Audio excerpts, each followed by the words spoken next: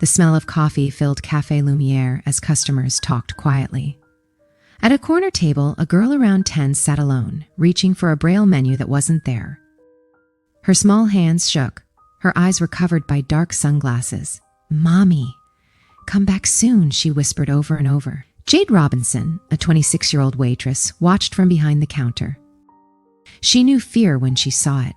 She had taken care of her blind younger brother for years. But this girl looked different. Neatly dressed, sitting straight, trying hard not to cry. "Has anyone taken table 7? Jade asked the manager, Kevin.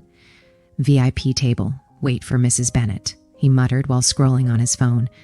"She hates when anyone serves her daughter."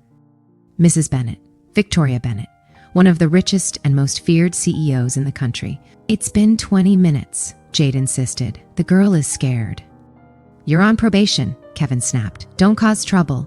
Suddenly, the girl knocked over the flower vase. Water spilled everywhere. She tried wiping it with napkins but couldn't see what she was doing. Her hands trembled. Jade didn't think twice. She walked straight to the table. "Hi, sweetheart," she said softly. "I'm Jade. I'm here to help." The girl froze. "Where's my mom?" "She'll be back soon." "Can I help clean this? Maybe bring you something warm?" "My name is Clara," she whispered. "Mom gets mad when I make a mess." "Accidents happen," Jade said kindly. "You're lying," Clara replied quietly. "Adults lie when they think blind kids won't notice." Jade laughed gently. "Okay, there's a small stain. Nothing serious. Are you hungry?" Clara hesitated. Mom said not to ask for anything. "When did she leave?" When the clock said 3, Jade checked her watch. Almost 5. "Hot chocolate?" "I won't tell," Jade said with a warm smile. Clara's face lit up.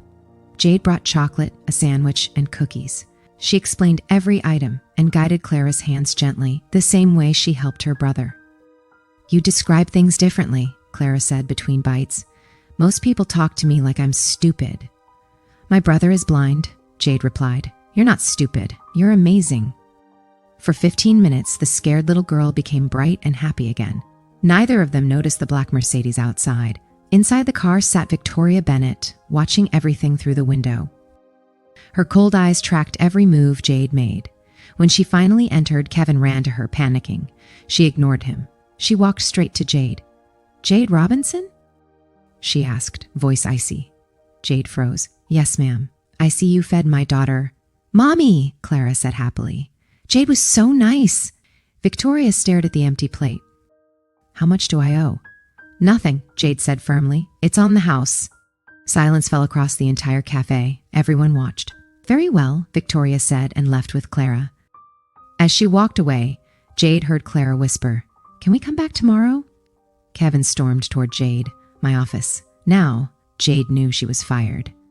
Outside, Victoria sat in her car typing a message.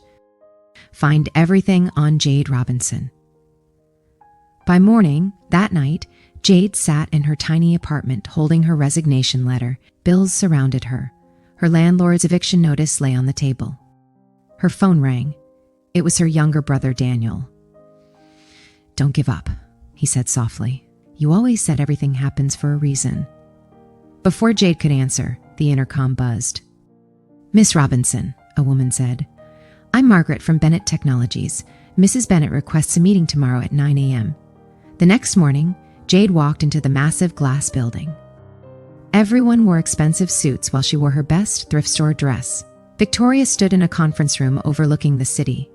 "You fed my daughter when I told the staff to wait," she began. "She was hungry," Jade answered. "Do you know why I left Clara alone for 2 hours?" Victoria asked. "No, to see who would notice her." Jade felt disgust. "You used your daughter as a test?" Victoria didn't deny it. She handed Jade a folder, compensation for termination. "I'm not for sale," Jade said, pushing it back. Victoria raised an eyebrow. No one had ever told her that. Another folder slid across the table. "I want to hire you as Clara's companion. The pay is generous." "Why me?" Jade asked. "My daughter can sense sincerity," Victoria replied. "She trusts you." Victoria had investigated everything. Jade's dropped college dreams, her 3 jobs, Daniel's talent for piano. It felt like manipulation. Still, when Wellington Academy called Daniel for an audition, arranged by Victoria, Jade knew saying no would hurt him. She accepted. What Victoria didn't know was that Jade wasn't just a kind waitress. She had studied psychology, understood human behavior, and saw through people like Victoria. And slowly, the truth about the Bennetts began to surface.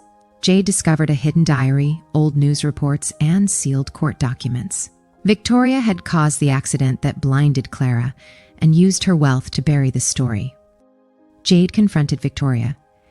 Clara overheard everything. Her heart broke, but she finally understood. A new medical treatment offered Clara a chance to recover part of her vision, something Victoria had refused for years out of guilt and fear.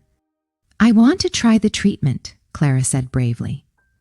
For the first time, Victoria listened. 6 months later, Clara could see outlines, shapes, and colors. Not fully, but enough to fill her world with light again. Victoria changed too. She became present, humble, and dedicated to her daughter. She offered Jade a leadership role in her foundation, not as an employee, but as a partner. And for the first time, Jade accepted.